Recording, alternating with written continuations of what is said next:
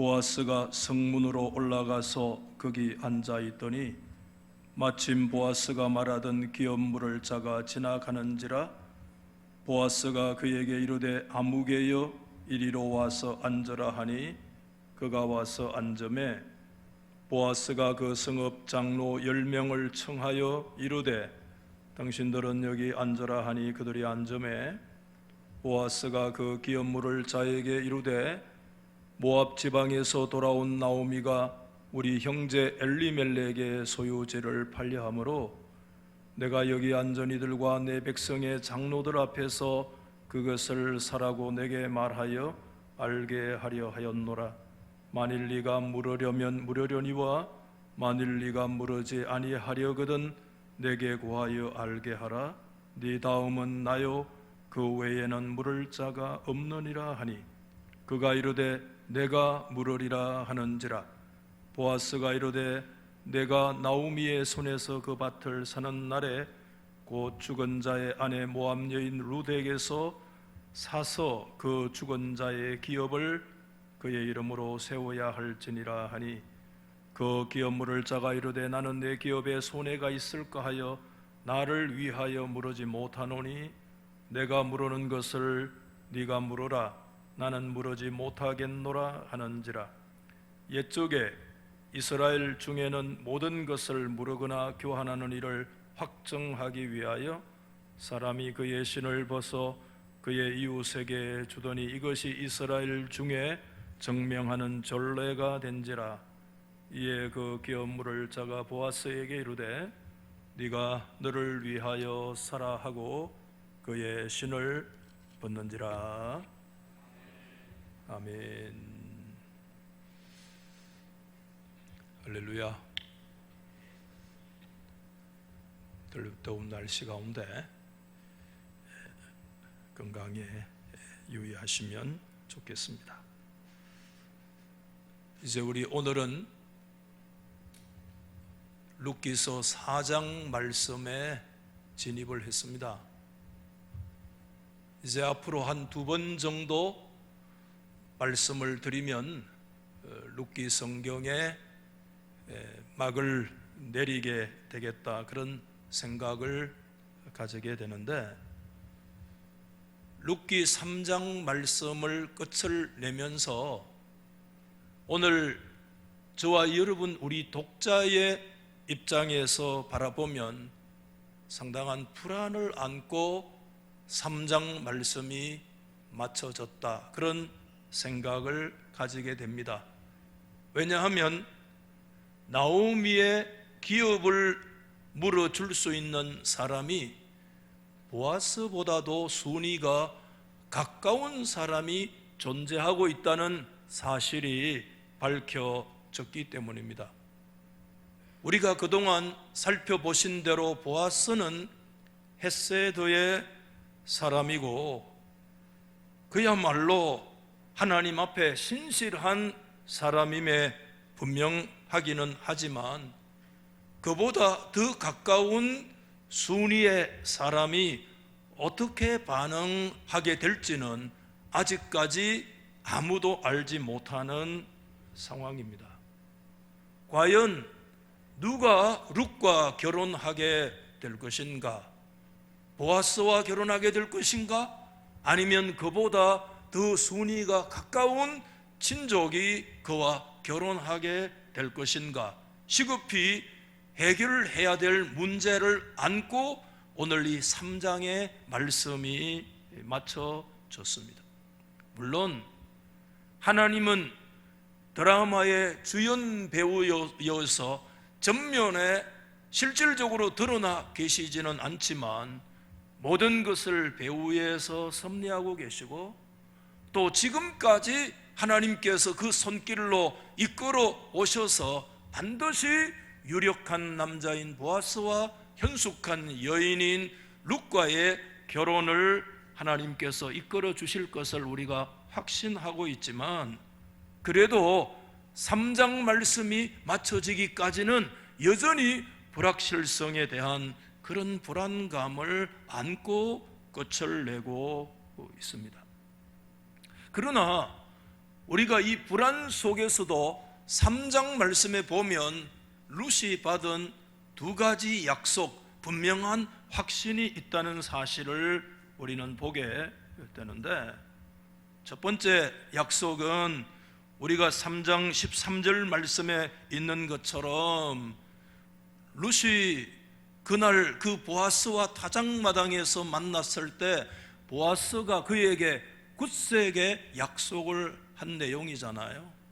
만일 그가 그의 기업 물을 자의 책임을 기뻐하지 아니하면 여호와께서 살아계심을 두고 맹세하노니 내가 기업 물을 자의 책임을 너에게 이행하리라.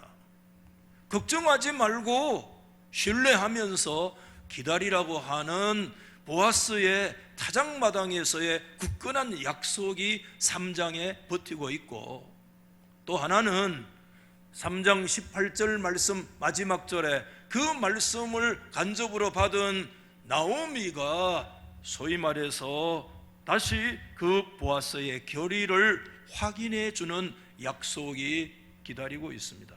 이에 시어머니가 이르되 내 딸아 이 사건이 어떻게 될지 알기까지 앉아 있어라. 그 사람이 누구죠? 보아스가. 그는 이 모든 일을 성취하기 전에는 쉬지 아니하리라. 굉장한 확신이잖아요.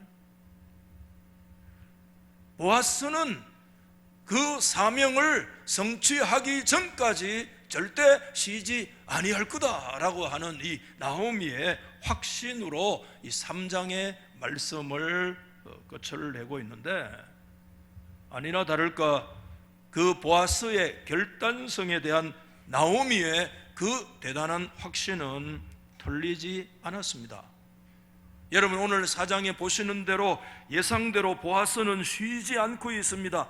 진정한 결단과 행동의 사람임을 우리 가운데 보여주고 있잖아요. 그래서 오늘 4장 1절에 보면 보아스가 성문으로 올라가 거기 앉았다 이렇게 얘기를 했어요. 여러분, 베들레헴은 지리적으로 좀 높은 곳에 위치하고 있기 때문에 성문으로 올라갔다라고 하는 표현은 대단히 자연스러운 표현이다, 그렇게 말씀할 수가 있어요. 왜? 그러면 보아스가 하필 성문으로 올라갔는가?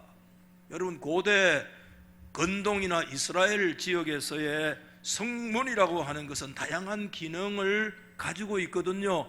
성문 앞에 넓은 광장이 흔히 있기 때문에 그 광장은 1차적으로 사람들이 모이는 회집의 장소이기도 하고, 여러 가지 거래가 이루어지는 시장의 기능을 가지고 있기도 하고, 때로는 공동체 안에 어떤 송사의 문제가 발생하면 재판정을 여는 장소가 그 지역의 성문이라는 사실을 우리가 생각을 하게 된다면, 오늘 그가 이 일을 성취하기까지 쉬지 않겠다라고 하는 그 확신 그대로, 여러분, 보아스가 바로 성문으로 올라갔다는 사실은 뭘 얘기하느냐 하면, 이 기업물을 모든 문제를 공적이면서도 법적으로 처리하기 위해서 지금 보아스는 성문에서 뭐를 열고 있는가 하면 그 공동체의 율법 회의, 율법 재판을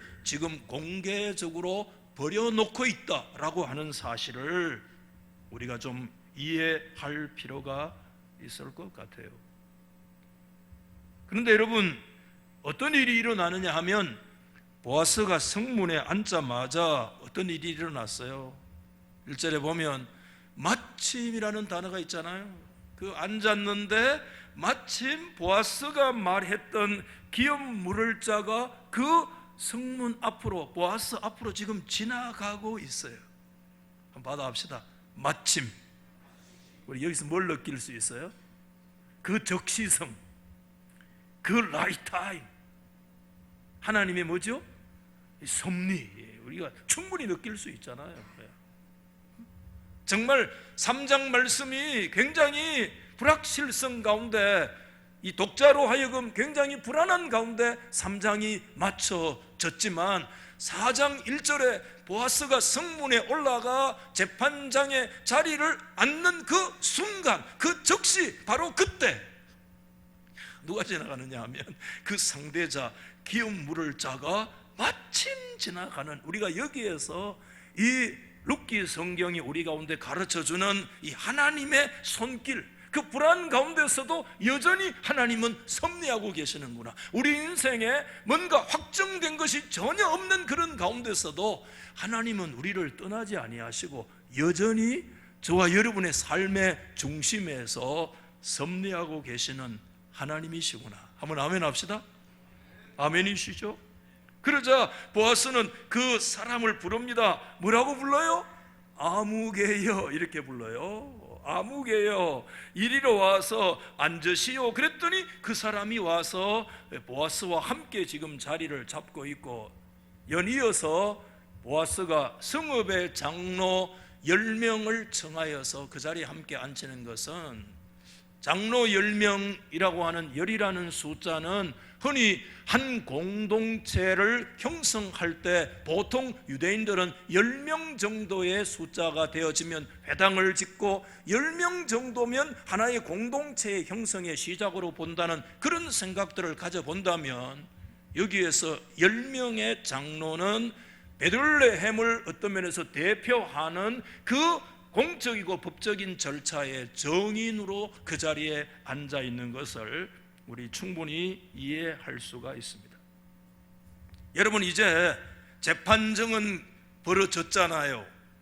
보아스가 앉고 그 상대인 아무개 기업 물을 자가 앉아 있고 10명의 장로가 그곳에 정인으로 앉아 있고, 또 저 뒤에 보면 그 가운데 그 성문으로 다니는 수많은 백성들도 여전히 그 일들이 어떻게 진행될 것인가를 주목하고 있는 그런 모습을 충분히 상상하게 되는데, 이제 소위 법적 절차가 시작되어지고 있는데, 그런 면에서 오늘 여러분 4장이 본문의 말씀은 고대 사회의 이 법정 기록이다, 이렇게 오늘 이 말씀을 보셔도 무방할 것 같아요.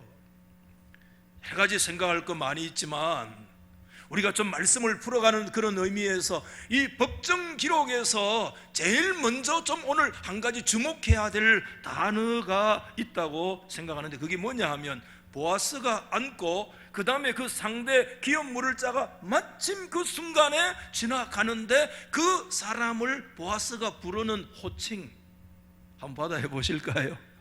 아무개. 글씨기하는 거 있잖아요.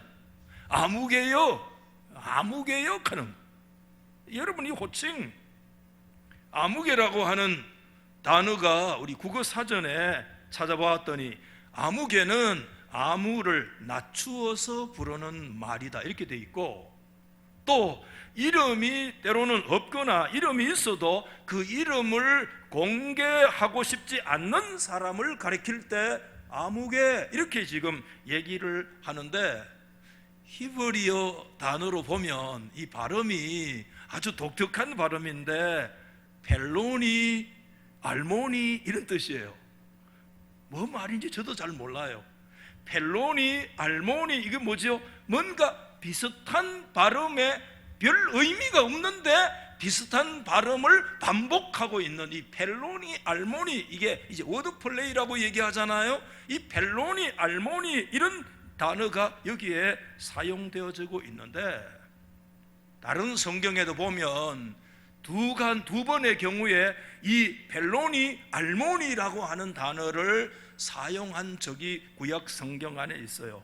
사무엘상 21장 2절 말씀에 보면 이런 구절이 있어요. 뭐 앞이 전후 다 보지 말고 내가 나의 소년들을 이러이러한 곳 할 때 펠로니, 알모니, 이 단어가 여기 이러이러한 곳, 어떤 불특정한 장소를 얘기할 때 아무개와 같은 단어가 쓰여졌고, 또 하나 열왕기하 6장 8절 말씀에 보면 우리가 아무데 이런 게 이게 역시 펠로니, 알모니, 소위 말해서 이 아무개라고 하는 헬로니, 알모니와 동일한 단어가 되어졌어요. 그러니까 아무개, 이것은 뭘 얘기하나? 펠로니, 알모니는 어떤 뚜렷하게 적시할 수 없는 어떤 그런 불특정한 장소나 어떤 사람을 가리키는 그런 표현을 벨로니 알모니, 그 아무 그 장소 그 시기 그 있잖아,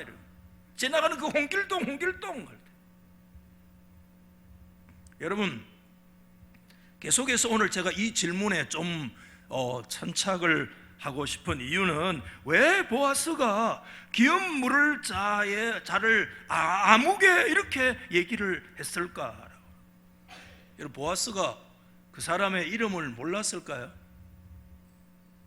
베들레헴이라는 동네가 그 큰 동네가 아니래요. 조그마한 동네인데, 이전에 여러분 룻에게 얘기할 때 내가 너의 기업을 물어주고 싶지만 내보다 앞선 친족이 있다는 것을 뚜렷이 인식하고 있었기 때문에 그 사람이 누구라는 것도 알고 있었고, 그 사람이 어떤 사람이고 어디에 살고 그 사람의 이름이 무엇인가까지 우리는 정확하게 보아스는 알고 있었을 거다, 이렇게 생각하고, 그 이름을 몰랐다는 것은 룻기 성경의 전개의 흐름을 보면 불가능한 일이다. 그러면 이런 생각도 가져요. 이제 보아스가 성문 앞에 앉고 마침 그 사람이 지나가는데, 그때 보아스가 그 지나가는 사람을 보고 아무개 이래 불렀을까요? 아니면 그 사람의 이름을 불렀을까요? 꿀먹은 벙어리네. 말을 여기서 자칫 잘못했다가는 저 성격이 그냥 있지는 않을 것 같고, 그 사람의 이름을 불렀을까요? 아니면 아무개 이래 불렀을까요? 저는 생각할 때 정확하게 그 사람의 이름을 알고 그 이름을 불렀을 거예요. 그런데 오늘 우리 성경에 왜 아무개라고 기록하고 있는가? 중요한 것은 성경을 기록하는 최종 기자, 성경 기자의 신앙, 그 기자의 관점, 그 기자의 신학이 대단히 중요하거든요.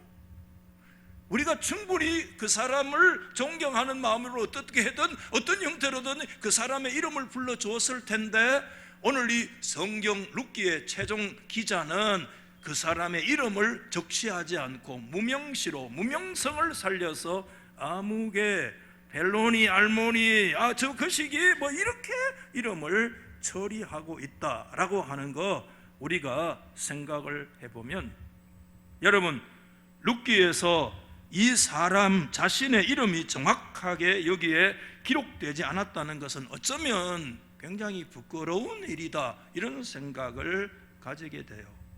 이름이 대단히 중요하잖아요. 어디에 갔는데 여러분, 다른 사람의 명패는 다 있는데 내가 분명히 그게 초청받아서 갔어요. 그런데 다른 사람들은 다 이름이 미리 준비되어 있는데 자기 이름이 준비 안 되어 있으면 굉장히 여러분 기분 나쁩니다. 그게 왜 그런 줄 아세요? 그 내가 무시당했다는 것도 있지만 그 이름은 그 사람의 존재를 말하기 때문에 그래요. 그래서 특별히 히브리적인 관점에서 하나님의 이름은 하나님 그분의 존재를 얘기하거든요. 굉장히 중요한 거예요, 히브리 관점에서. 그런데 성경 안에 이름이 막 수없이 기록되어 있습니다만 그 하나하나 이름을 우리가 너무 쉽게 생각해서는 안 되는 것은, 그 이름은 그 이름으로서의 이름만이 아니라 그 사람의 존재에 대한 대언이기 때문에 굉장히 중요한데, 하다못해 시어머니가 너의 집으로 돌아가라, 너의 고향으로 돌아가라고 할 때 눈물 한 자락이 흘리고 못 이겼는데 돌아갔던 오르바라는 여인도 여기에 이름이 기록되어 있고, 그리고 10년 전에 아무런 역할도 하지 아니하고 죽었던 말론과 기론의 이름조차도 오늘 여기에 기록되어 있는데, 여러분 룻기 성경의 전개상 기업을 물어준다, 이 고엘이라고 하는 역할은 룻기의 핵심적인 역할이고 굉장히 중요한 비중을 차지하고 있는 사람임에 틀림없는데, 오늘 왜 룻기 성경에서 다른 사람들의 이름을 다 기록을 했음에도 불구하고 그 사람의 이름은 아무개 무명성으로 네임리스니스로 그렇게 처리를 해버리고 말았는가 하는 거, 저희 이 말씀 보면서 계속 이 문제에 스스로 질문을 던졌습니다. 결코 이것은 긍정적인 그런 모습은 아니고 상당히 부정적인 모습으로 볼 수밖에 없는데, 아니나 다를까 어떤 주석가의 주석을 보니까 그 자체는 대단히 경멸적인 그런 의도가 내포되어 있다 이렇게 얘기했고, 그 속에는 미묘한 그 사람에 대한 평가절하가 있는 것이다 이렇게 얘기를 하기도 했는데 충분히 마음에 동의가 됩니다. 근데 여러분, 영어 성경에는 상당한 미서가 많아요. 제가 밝혀놓은 여러 가지 영어 성경, 대표적인 NIV라고 하는 영어 성경을 많이 보는데 NIV에서 여기 뭐라고 아무개요, 이거를 NIV에서 뭐라고 얘기하는, my friend, 나의 친구요, friend, my friend, 이거 잘못된 해석입니다. 굉장히 우호적으로 예의를 살려서 번역을 한다고 my friend라고 번역을 했지만 오늘 이 성경의 궁극적인 목적과 뜻은 그를 my friend로 부른 것은 아니다 우리가 생각을 하게 되고, 어떤 영어 성경에는 아예 이렇게 풀어서 설명했어요. 그의 이름을 불렀다? 아닙니다. 이름 없는 것이 오늘 말씀의 핵심인데, 어떤 성경은 풀어서 보아스가 그의 이름을 불렀다? 성경에 그렇게 말씀하고 있지 아니하고, 오늘 저와 여러분이 사용하고 있는 역본이 우리가 개역 개정본인데, 개역 개정인 우리 성경은 진짜 본문 의미를 잘 살려서 아무개요, 벨로니, 알모니 정확하게 번역을 했는데, 여타 우리 다른 국어로 된 성경 많이 있거든요. 거기에 보면 좀 번역을 할 때 여보시오 이래 번역한 데가 있어, 우리 성경 가운데. 그리고 여보게, 그래 보아스가 앉아가지고 지나가는 사람을 보고 여보시오 이래 불러, 여보게 이래 불러. 여보시오라고 하는 것, 여보게는 가까이 있는 사람을 부를 때 여보게, 여보시오는 여보게를 조금 높인 말로 그래 부르는데, 오늘 이 성경에 이 소위 벨로니 알모니라고 하는 이 무명성을 강조하고 있기 때문에 이름을 불렀다거나 아니면 무슨 마이 플랜드로 해석을 하거나 아니면 무슨 여보시오, 여보게 이런 단어로 그저 어역을 해서 사용할 수 있는 것은 아니고, 우리 성경에 아무개라고 하는 이 번역이 아주 탁월하고 멋있는 그런 번역이다 이렇게 생각이 되어지는데, 우리가 계속해서 지금 한 가지 질문으로 다시 돌아가게 되면, 왜 룻기는 이 사람을 무명시로 그렇게 처리를 하고 있을까? 성경학자들은 그 이유를 한 구절로 이렇게 답을 하고 있습니다. 제가 하바드라고 하는 성경학자의 글을 여기 한 줄 요약했는데, 여러분 같이 한번 읽어보시면 좋겠는데, 시작. 남의 이름이 끊어지지 않도록 하는데 관심이 없는 사람은 뭐죠? 결국 자기 이름도 끊어지게 된다. 한 번 더 읽어보십시다. 시작. 남의 이름이 끊어지지 않도록 하는데 관심 없는 사람은 결국 자기 자신의 이름도 하나님과 하나님의 나라 앞에서 끊어지게 된다. 이게 오늘 룻기가 오늘 이 본문에서 이 사람의 이름을 무명시로 처리를 하고 있는 굉장히 중요한 핵심적인, 다른 사람의 복지에 다른 사람의 집을 세우는데 관심이 없는 사람은 자기 집도 무너진다, 자기도 기억되지 못한다라고 핵심 메시지를. 여러분, 이제 재판정에서 이제 재판의 절차가 계속 진행이 되는데, 보아스가 이제 그 정인들 앞에서 오늘 3절과 4절에 보면 이런 얘기를 기업물을 짜게 얘기합니다. 나오미가 엘리멜렉의 소유지를 팔려고 하는데 여기 정인 장로들 앞에서 이것을 내가 너에게 알린다. 네가 무료려면 무료려라. 그렇지 않으면 순서는 네 다음에 내기 때문에 네가 안 하면 내가 무르겠다. 이렇게 요지로 3절 4절에 얘기를 합니다. 그런데 그 제안을 받은 기업 물을 사람이 뭐라고 얘기하느냐면, 대뜸 한번 받아하십시다. 내가 물으리라. 여러분, 여기에서 내가라는 단어는 히브리 단어의 아노키라고, 이거 강조형이거든요. 내가 물으리라 이래 읽어서는 안 되고, 내가 힘을 줘가지고 내가 대뜸 강조하면서 내가 물으리라. 제가 이 조금씩 룻기를 살펴보면서 내가 물으리라 아주 강조하면서 자신있게 아노키 하면서 얘기할 소리를 들을 때, 그때 이 보아스의 가슴이 좀 철렁 내려앉지 않았을까 이런 생각이 들기도 합니다. 여러분, 룻기의 아주 그 세미한 정계상, 지금 또 한 번의 갈등과 이 정계의 고비를 맞이하고 있는 것을 보게 되는데, 만일 그 사람의 말대로 그가 그 기업 물을 자의 책임을 다한다면 도대체 룻기라고 하는 성경은 어떻게 전개되어지게 될 것인가? 모르기는 해도 지금 이 기업 물을 자가 그 보아스의 제안을 받고 머리에 지금 막 이 주판알이 차락 하고 돌아가는, 컴퓨터가 막 지금 돌아가는 거예요. 계산을 하는 1차 계산을 2번 계산을 하는데, 첫 번째 지금 계산이 막 돌아가는 것을 보는데, 이런 계산이에요. 땅을 사서 나오미의 기업을 물어주는 것은 돈이 들어도 거기서 나오는 소산으로 땅값을 변제할 수 있고, 이게 돌아간 거예요. 또 늙은 과부를 먹여 살리기에 충분하기 때문에 결국 자기에게는 이득이고, 무엇보다도 이득이 되는 것은 앞으로 나오미가 늙어서, 나오미는 이제 더 이상 애를 낳을 수 있는 가능성이 없기 때문에, 더 이상 아이를 낳지 못하기 때문에 나오미가 죽으면 결국 그 땅은 영원히 자기의 처지가 될 것이기 때문에, 자기가 이 밭을 무르는 것이 경제적으로 자기에게 유익하고 이득이 된다라고 1차 계산이 쫙 돌아가가지고 나온 거예요. 그래서 아노키, 내가 무르겠다, 이렇게 얘기를 한 거예요.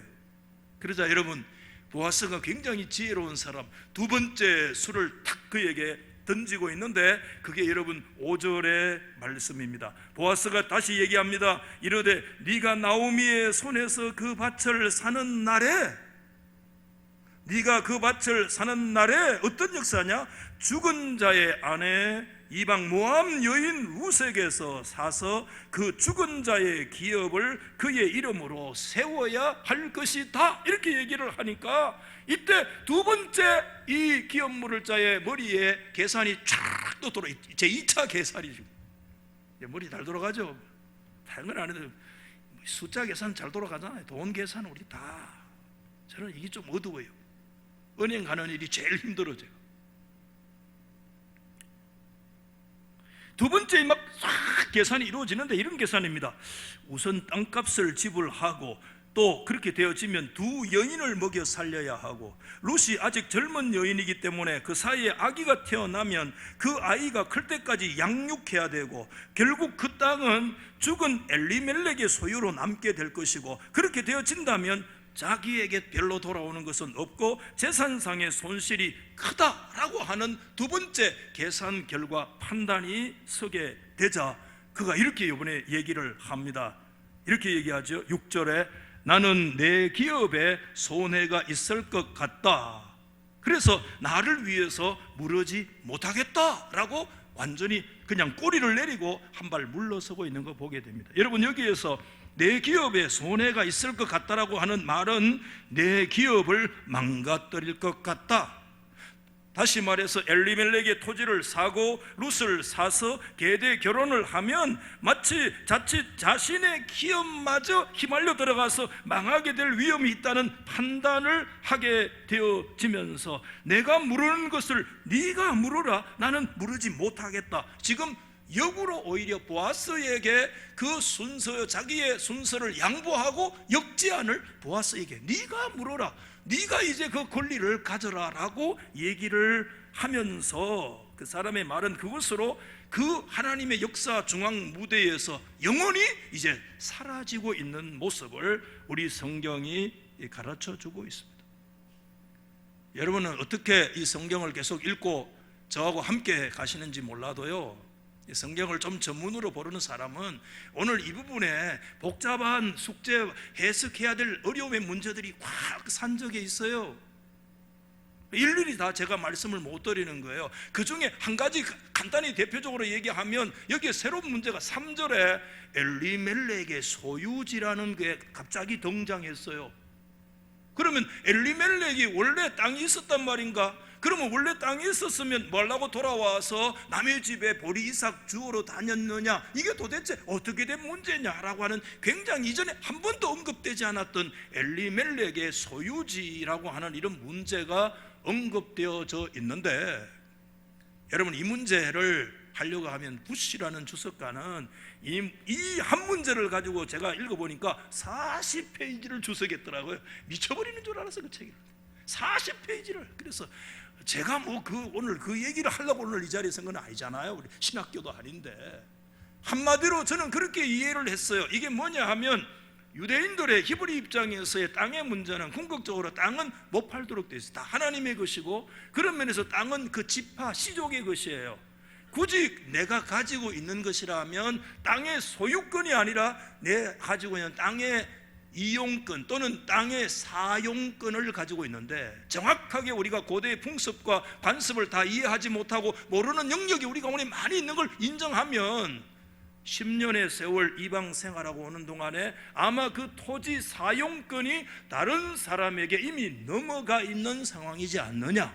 그렇기 때문에 그 넘어간 사용권을 다시 물으려고 하면 누군가 기업 있는 사람이 그것을 대신 투자를 해서 그 사용권을 다시 엘리멜렉의 이름으로 돌리는 길 외에는 다른 길이 없지 않느냐. 이것을 일컬어서 엘리멜렉의 소유지다 이렇게 말씀하고 있지 않는가. 이렇게 좀 간단히 정리를 하고 지나갈 수밖에 없는 그런 한계를 가지고 있고, 우리가 고대의 풍습과 그런 제도를 다 알지 못하는 그런 한계를 좀 인정할 필요가 있을 것 같아요. 그러나 여러분, 아무리 오늘 여러 가지 문제들이 굉장히 많이 있어요. 사실상 뭐 일일이 제가 제기를 안 해도, 그래도 그런 것들을 우리가 다 생략을 한다고 할지라도 계속해서 제가 여러분에게 한 가지 지금 질문 던지는 것은, 왜 오늘 이 기업 물을 자가 오늘 이 성경에 최종적으로 무명시로 그렇게 처리되어지고 있는 문제인가에 대해서는 이제 좀 최종적인 결론을 내려야 할 것입니다.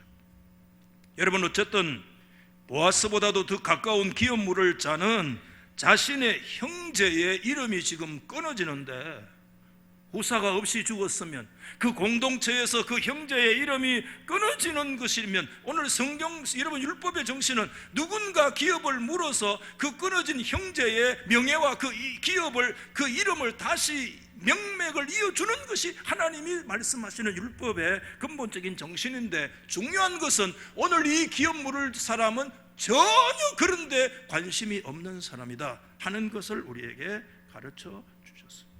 그래서 어느 주석가가 이렇게 세부적으로 좀 적었는 것을 제가 읽어보고 싶은데요, 이렇게 말씀드릴 수 있어요. 참으로 아이러니한 일은 무엇인가? 자신의 기업을 보존하고 지키려고 이기적으로 애쓴 자가 결국 잊혀지게 되었다는 것이다. 그의 이름은 이스라엘 중에서 사라지고 말았다. 심지어 가장 정확하고 세심한 유대인 기록 보관자들도 그가 누구인지에 관한 지식을 전혀 갖지 못했다. 그는 영원히 이름을 알 수가 없는 정체불명의 인물로 남을 것이다. 그런 반면에 보아스 및 모압 여인 룻의 이름은 계속해서 사람들에게 기록될 것이다. 그들의 이름은 뛰어난 다윗 왕과 메시아의 계보에 기록되어져 있지 않는가? 마태 1장 5절과 6절 말씀이죠. 트라이블이라고 하는 주석가의 한 줄 주석이 제 가슴을 막 찔렀는데 이렇게 얘기했어요. 그가 자기 기업을 위하여 죽은 자의 기업 회복하기를 거절했으므로 그 자신은 아무런 명성도 얻지 못한다. 그러면서 마지막 이런 얘기 한번 받아주십시다. 무명시는 한번 받아보세요. 무명시는 하나님의 심판을 의미한다. 오늘 이 성경에 그 사람의 이름을 아무개라고 처리한 것, 여러분 유대인들이 얼마나 머리가 천재입니까? 그 유대인들은 개인의 이름과 그 가문의 이름을 굉장히 중요하게 소중하게 여기는데, 그렇게 정확하게 그 이름을 기록하는 그 유대 천재들조차도 그 기업 물을 자의 이름을 기억하지 못하고 정체불명의 사람으로 얘기해주고 있는 것은 뭘 얘기하는 것이냐? 그 무명성은 하나님의 심판을 의미한다. 심판이라는 거예요. 굉장히 충격이에요. 무명성이 개인의 경멸의 의미가 있는 것도 맞고, 개인의 평가절하는 부정적인 내용인 거 충분히 이해가 되어지는데, 거기서 한 걸음 더 나가서 오늘 이 성경의 무명시 아무개라고 하는 호칭은 그 사람에 대한 하나님의 심판이다. 굉장히 충격을 받지 않을 수 없어요. 여러분, 객관적으로 오늘 이 사람을 우리가 한번 생각을 해봤는데요, 이 사람은 그렇게 나쁜 사람이라고 말할 수가 없어요. 율법은 기업 물을 자의 고난을 의무화한 적은 없어요. 누구든지 그 책임을 거부할 수 있는 자유가 있어요. 거부했다고 그것을 죄라고 얘기할 수 없어요. 그런 면에서 이 사람이 자기의 그것을 다른 사람에게 넘겼다고 해서 비난받을 만한 이유는 아닙니다. 하지만 룻기 성경이 가르치는 핵심 메시지가 있습니다. 그게 뭐냐 하면, 한 사람이 아무리 성공을 하고 자기 사는데 지장이 없고 그 자체가 결코 죄가 아니라고 할지라도, 여러분 꼭 기억하세요. 그 모든 것에 관심이 자기 자신에게만 국한되어져 있다면, 우리 인생의 모든 것이 자기에게만 국한되어 있다면 그 사람은 결국 하나님의 나라에서 그의 영적인 의미는 어떤 것이냐? 무명시와 같다, 이렇게. 하나님의 나라에 그런 의미가 없다. 여러분, 어거스틴의 신의 도성이라고 하는 역작이 있잖아요. 하나님의 도성과 세상 도성, 지상 도성을 얘기할 때 하나님의 도성과 세상 도성을 나누는 뚜렷한 기준이 그 어떤 종류의 사랑이냐, 아모르 데이냐, 아모르 수이냐. 아모르 데이가 하나님 사랑이요, 아모르 수이, SUI, 아모리 수이는 뭐냐? 인간 사랑, 자기 사랑이에요. 하나님의 도성의 작동 원리는 아모르 데이지만, 이 세상 로마 제국의 이 지상 도성의 작동 원리는 아모르 수이, 자기 논리. 그래서 그 7권에서요 어거스틴이 로마의 주신들, 주피터나 넵튠이나 네르바나 20개의 주신들을 얘기하는데, 그 로마의 20개의 신들을 얘기하는 그 당시 그 사람들의 생애라고 하는 것이 뭘 얘기하느냐? 복합적인 욕망 충족하기라고 어떤 사람이 그렇게 얘기를 했어요. 결국 신을 만들어내는 이유가 뭐냐 하면, 신이어서 신이 아니라 그 신을 통해서 자신의 이 지상에서의 욕망, 아모로 수이, 자기 자신의 이기적인 사랑을 위해서 그런 걸 만들어 간다는 거예요.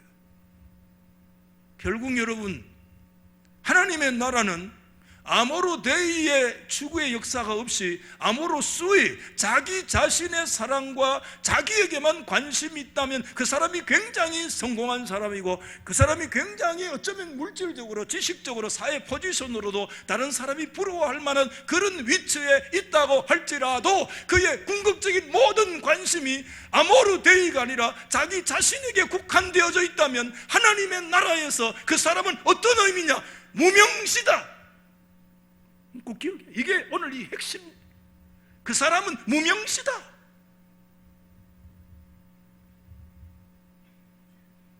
하나님의 심판이라는 거예요. 여러분, 이제 마지막으로 보아스가요, 그러자 이제 7절에 그 사람이 꼬리를 내리니까 확정을 해야 될 거 아닙니까? 그래서 이스라엘 역사의 관례를 얘기하는데, 옛적에 우리 조상들이 그렇게 자신의 것을 양도하고 할 때는 확정해야 되면 그 확정적인 증거로 뭐를 벗는다? 신발을 벗는다. 이제 이런 얘기를 하니까 그 사람이 네가 물으라 이러면서 지 스스로 자기 신발을 벗었다. 이렇게 이제 오늘 성경의 8절까지 내용을 끝을 내는데, 네가 너를 위해서 살아하고 그의 신발을 벗었는데, 8절에 이게 정확하지는 않지만 여러분, 신명기 25장에 이런 비슷한 내용의 말씀을 기록하고 있어요. 한 예를 들어서 어떤 형제들 가운데 어떤 후사가 없이 죽은 형제의 아내에 대해서 기업 물을 책임이 다른 형제들에게 기본적인 율법적 책임이 주어져 있는 걸 말씀했잖아요. 그런데 자유가 나에게 주어져서 꼭 의무는 아니거든요. 그래서 나는 그 사람의 기업을, 형님의 기업을 물어주고 싶지 않다. 그러면 어떻게 해야 돼요? 그 부인 여인이 그 남자 형제를 데리고 어디 앞에 가요? 그 성읍의 장로들 앞에 가서 정인을 삼아서 이렇게 얘기를 해야 돼요. 신명기 25장 9절과 10절 말씀에 이렇게 돼 있어요. 여러분 보십시오. 그의 발에서 신을 벗겨요. 누가 벗겨요? 지 스스로 벗는 게 아니고 그 여인이 그 형제의 발에 신을 벗기면서 또 그 다음에 뭐예요? 얼굴에 패하고 침을 뱉어요. 굉장히 수치를 주는 거죠. 그러면서 이렇게 얘기합니다. 그의 형제의 집을 세우는 것을 절교하지 않는 사람이다. 너는 형제가 무너졌는데 그 무너진 형제를 일으켜주는 것을 너는 절교하지 않는다. 그렇게 하면서 그 사람의 집에는 이제 맷들어 붙어 뭐라고? 그의 이름은 신벗김을 받은 자의 집이다. 세 가지 얘기예요. 부인이, 여인이 신을 벗기고 얼굴에다가 침을 뱉고 너희는 형제의 집을 세우기를 기뻐하지 않은 인간이야? 그러면서 그때부터 신벗김 당한 자의 집이라고 그렇게 인생을 이제 살아가는 그런 이제 규정, 사회적인 공동체의 규정이 되어지는 이 얘기를 하는데, 오늘 이 룻기의 말씀과 똑같이 맞아 들어가지는 않지만 이런 내용들이 아마 이 공동체의 관습으로 온 것은, 분명한 연관성이 있는 것은 사실 같아요. 근데 여러분, 오늘 우리 마지막 말씀을 정리하면서 저는 이 말씀을 보면서 이 사람이, 학자들도 그런 얘기를 했습니다마는 자기 스스로 신발을 벗어요. 자기 스스로 신발을 벗으면서도요, 너무 당연하고 태연하고 자연스럽게 벗어요. 이 사람이 신을 벗고 어떤 수치심이나 부끄러움을 느꼈다는 어떤 암시도 오늘 우리가 이 말씀 안에서 발견할 수가 없어요. 왜냐하면 이 사람은 그런 것이 결코 잘못이다 이렇게 생각하지 않고 있기 때문에 그런 것 같아요. 아니 뭐 내거 내가 먹고 내 교회에 어디 돌아가든지, 교회 재정이 어디 돌아가든지, 너희 이웃 사람이 어떻게 돌아가든지, 내 것만 내가 먹고 뭐 내가 누구에게 뭐 해코지 한 것도 아니고 누구 빼앗은 것도 아니고 내 뱃도 내 먹고 네 뱃도 네 먹고 뭐 그러면 됐지. 그게 뭐 나쁜 거 아니에요. 그게 무슨 딴지를 그러냐? 아니에요. 그런데 하나님의 말씀 룻기는 거기에 태클을 걸고 있다는 거예요. 아니야, 그건 하나님의 심판일 수 있어. 다 그건 네 거지만, 그건 네 거지만, 너의 건강이고 너의 물질이고 너의 시간이고 너의 모든 조건이지만, 그러나 그거 내 거 가지고 내 마음대로 썼는데 누가 뭐라고, 내가 누구한테 뭐 나쁜 짓을 해서 해코지해서, 그렇지만 오늘 이 룻기는 거기에 태클을 걸어요. 그거 하나님의 뜻이 아니다. 니만 잘 먹고 잘 사는 거 하나님의 뜻 아니다, 쉽게 말하면. 그렇게 말씀하는 거예요. 왜냐하면 너의 삶의 자리도 궁극적으로 따져보면 누구의 자리예요? 하나님의 인애, 하나님의 헤세드가 머문 자리예요. 아멘 하십시다. 저와 여러분이 살고 있는 이 현장은 다 우리의 기업도, 우리의 건강도, 우리의 자손도, 우리의 물질도, 우리의 생애의 모든 것도 다 하나님이 파카드하시고 돌아보시고, 하나님이 그들의 백성들에게 그 양식을 주시고, 하나님의 햇새들을 다시 거두시고, 하늘의 문을 열어 영육간의 은혜를 하나님이 저와 여러분에게 주신 우리의 삶의 현장은 하나님의 은혜와 햇새의 장소인 줄 믿으시면 아멘.